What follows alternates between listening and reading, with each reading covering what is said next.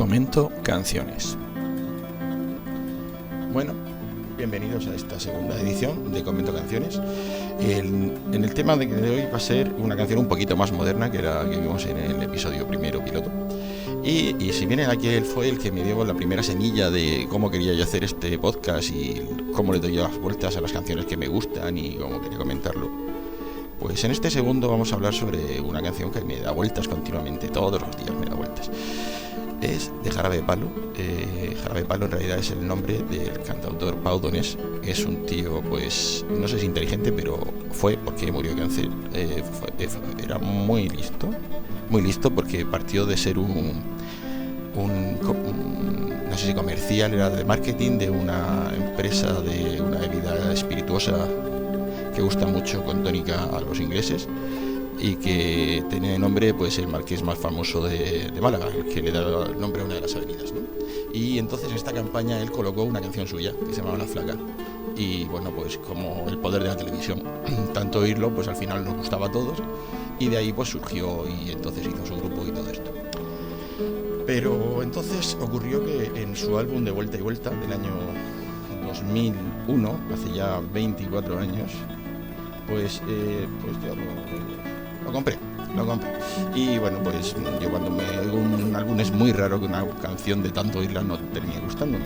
Pero esta además me hizo pensar.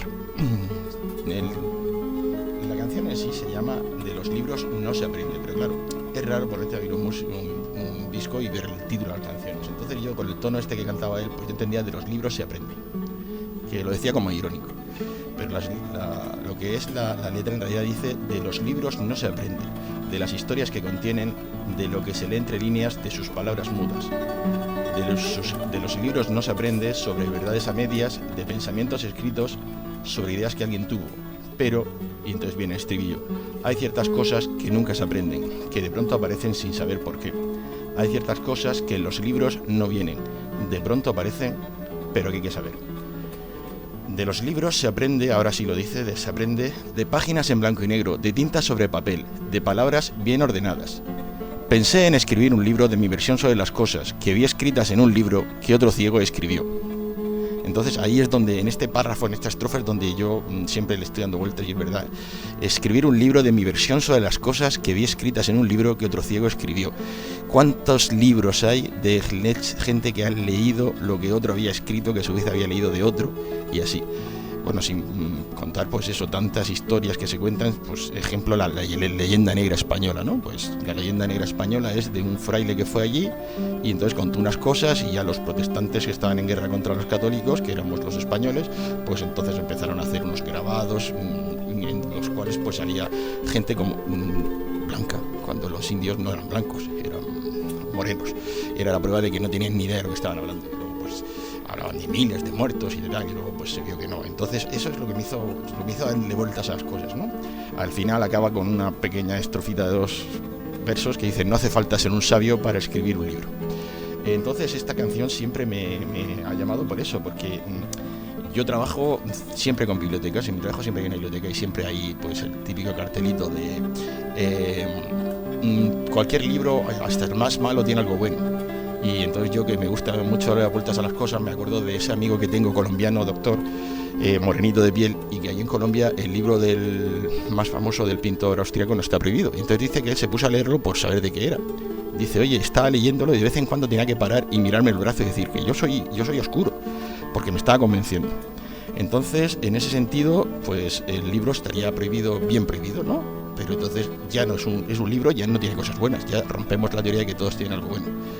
Y luego pues la otra versión de el gran negocio que hay con los libros, ¿no? Al final, detrás de cada libro hay una empresa editorial que es la que gana dinero. Entonces, ¿por qué el dinero de mis impuestos tiene que ir para financiar esa empresa y no otra? Es como si financiáramos las discográficas, por ejemplo. Entonces, yo no soy sospechoso de odiar la lectura. Yo he leído miles de libros.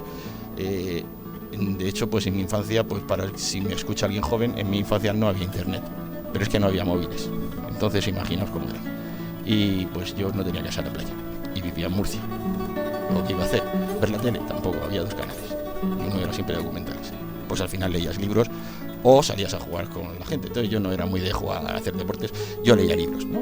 Los 5 cuando eras joven, el primero que leí fue Robinson Crusoe, luego pues me he leído a Isaac Asimov, Jordi Serri Fabra, un montón de, ¿no?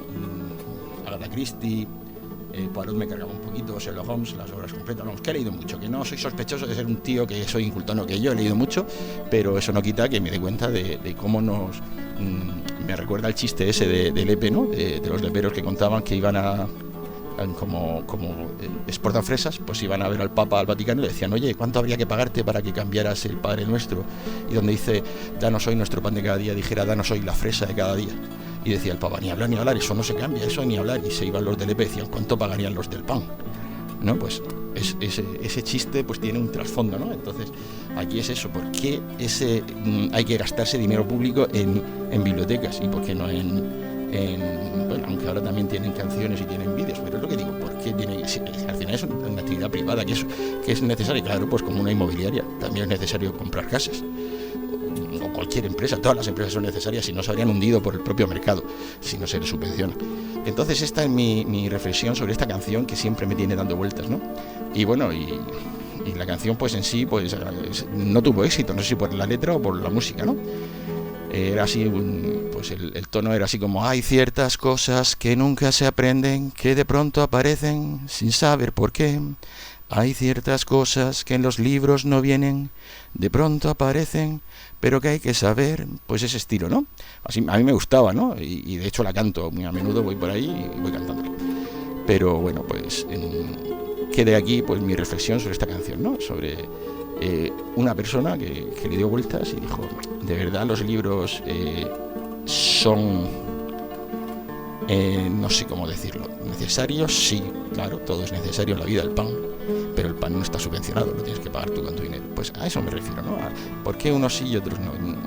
Y más ahora en esta época de internet, pues menos que nunca, ¿no? Es igual que la música, ¿no? Tú pones un vídeo como este y yo pongo la canción esta ahora mismo y me salta el copyright. Pero luego a lo mejor estás leyendo un libro de poesía y no salta. ¿Qué pasa? ¿Que la poesía no tiene los mismos derechos? ¿O un trozo de libro? No sé, que... Reflexiones, para eso va. Yo aquí comento. Si tienes algún comentario, dímelo. Y si quieres contraargumentar o algo, pues ahí están los comentarios. Muchas gracias de nuevo por estar aquí en mi segundo episodio y sed felices.